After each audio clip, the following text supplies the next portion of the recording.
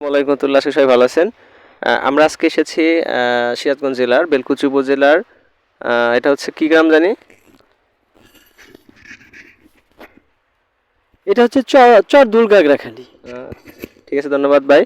আচ্ছা, আজকে আমরা শুনবো জানা অজানা অনেক গল্প শুনবো নুরুল ইসলাম ভাইয়ের কাছ থেকে। উনি একজন সফল কৃষি এবং উনি প্রায় বিভিন্ন সিজনে অনেক কিছু উৎপাদন করে থাকেন এবং আমাদেরকে আমাদের ভিডিওর মাধ্যমে উনি সেগুলো দেখান।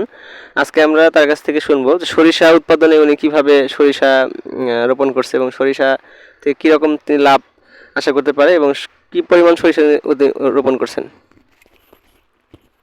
ধন্যবাদ ফাইমকে। আসলে সরিষা চাষটা মানে খুব লাভজনক চাষ, কারণ এটা শুধু মানে বোনা লাগে, এটা নিরান লাগে না। এটা এমনই একটা সাশ্রয়ী মানে ফসল, যেটাকে শুধু বোনা লাগে, নিরান লাগে না। এটা তেমনও মানে কীটনাশকও ব্যবহার করা লাগে না, এটা তো পোকামাকড় কম ধরে। আর সবচাইতে বড় কথা হচ্ছে, যদি আমরা রাসায়নিক সার কম ব্যবহার করে যদি রাসায়নিক সার কম ব্যবহার করে এবং যদি জৈব সার বেশি ব্যবহার করি, তাহলে আমাদের ফলনটা একটু ভালো হয়। এবং এই যে সরিষার খোসাগুলো দেখতেছেন আপনি, এটা পুষ্ট হবে এবং এর ভিতরে যে ফলন আছে এটা পুষ্ট হবে, ভালো হবে এবং তেল ভালো হবে এবং তেলও বেশি হবে। আর যদি আমরা রাসায়নিক সার যদি বেশি ব্যবহার করি, তাহলে এই গাছগুলোতে পচন ধরে। এই জন্য আমরা বেশিরভাগই জৈব সার ব্যবহার করব। জৈব সার ব্যবহার করলে পচন রোগটা কম হবে। তো আমি আশা করি যে এই যে এখন আপনার এই ফুলটা দেখতে পাচ্ছেন, যে এটা 80% ঝরে গেছে, আর 20% আচ্ছা, মতো আছে। তো রুল ইসলাম ভাই, আমি একটু জিজ্ঞাসা করতে চাচ্ছি, অনেকে সরিষা রোপণ করার পরে অনেকে স্প্রে করে এবং সরিষাতে দেখা যাচ্ছে যে অনেকবার ভিটামিন এবং বিভিন্ন কিছু দেয় যাতে সরিষা মোটা তাজা হয়। তো এরকম কিছু আপনি করছেন কিনা, নাকি আপনার পদ্ধতিটা আসলে কি, এটা যদি একটু দর্শকদের বলতেন।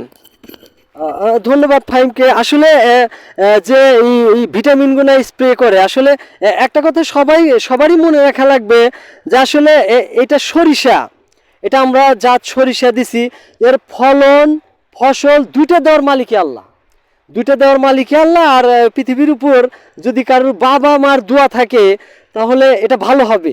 তো তারপরেও মনে করেন যে যদি খাবার নিছি, তো খাইতেছি, এখন তো আমার পানির প্রয়োজন আছে। আচ্ছা, এবার তাতে কি কি কিরকম ফলন আপনি আশা করতেছেন, তাতে কিরকম লাভবান আপনি আশা করতেছেন আপনার এই সরিষা থেকে। ধন্যবাদ ফাহিমকে। আসলে এবার আবহাওয়াটা আল্লাহ সুবহানাহু ওয়া তাআলা এত সুন্দর রাখছে, যা মানে ভাষায় প্রকাশ করা যাচ্ছে না। এই সরিষার মানে সিজনে কোনো বৃষ্টি নাই, তাই না? হ্যাঁ, কোনো বৃষ্টি তো নাই। এই সরিষার সিজনে আমরা দেখছি 20 দিন 22 দিন কুয়াশা পড়ে থাকে, সূর্যের আলো দেখা যায় না। অথচ এই বছর কিন্তু এরকম হয় নাই, এই 2-1টা দিন একটু কুয়াশা দেখা গেছে।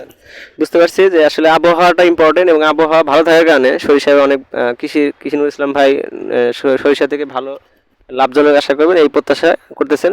আচ্ছা, ভাই কাছে এখন প্রশ্ন থাকবে, আচ্ছা ধান এবং সরিষা এই দুটার মধ্যে কিরকম, মানে ধানের চেয়ে সরিষা কিরকম মানে সুবিধা, এটা একটু যদি বলতেন। মানে ধান চাষের চেয়ে সরিষা কতটুকু সুবিধা, যত আপনি যত কিছু রোপণ করেন, আর সরিষাটা একটু অন্যরকম আমার কাছে মনে হয়। তো এটা আপনি কাছে এটা কি মানে কিরকম মনে হচ্ছে আর কি।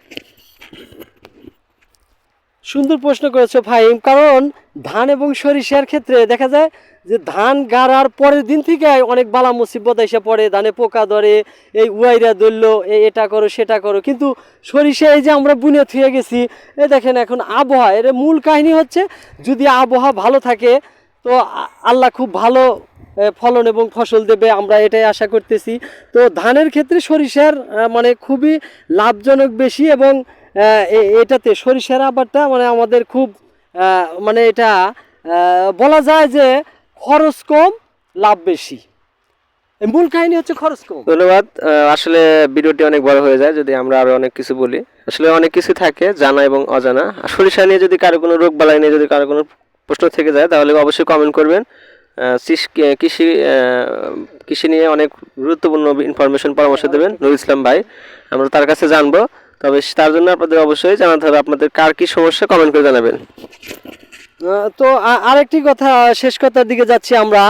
আপনার যখন সরিষার 80% ফুল ঝরে যাবে, তখন আপনারা যে কোনো একটা ভিটামিন ভিটামিন যার যত টাকা আছে ভিটামিনের মধ্যে কম দামি বেশি দামি আছে, তো আপনারা যে কোনো একটা ভিটামিন 80% ফুল ঝরে যাওয়ার পরে দিয়ে দিবেন। দিয়ে দেওয়ার পরে আপনারা এই সরিষাগুলো একটু ফাঁকা করে দিবেন, যাতে আবহাওয়া এবং আলো বাতাস আপনার সরিষা ক্ষেতের ভিতর দিয়ে প্রবেশ করতে পারে এবং এই খোসাগুলোতে মানে করতে পারে, বাতাস লাগাতে পারে। এটা করে দেবেন। এটা করে দিলে আপনি খুব ভালো ফলন পাবেন এবং ফসল ভালো হবে। তো ধন্যবাদ সবাইকে। যদি আমাদের এই ভিডিওটি ভালো লাগে আপনারা দেখবেন, এর কৃষির যে কোনো একটা পরামর্শ যদি আপনারা নিতে চান তাহলে এই চ্যানেলে যোগাযোগ করবেন, নিচে নাম্বার দেওয়া আছে, নাম্বারে কল দিবেন, আপনাকে বিনা পয়সায় আপনাকে এই পরামর্শ দেওয়া হবে ইনশাআল্লাহ। ধন্যবাদ অত্যন্ত সুন্দরভাবে বলার জন্য। আমরা চাই যে আপনি আমাদের চ্যানেলে নতুন নতুন কৃষি বিষয়গুলোকে তুলে ধরেন এবং আপনার মতো সবাই সফল হোক। সবার কাছে আমরা দোয়া চাই। আসসালামু আলাইকুম ওয়া রাহমাতুল্লাহি ওয়া বারাকাতুহু।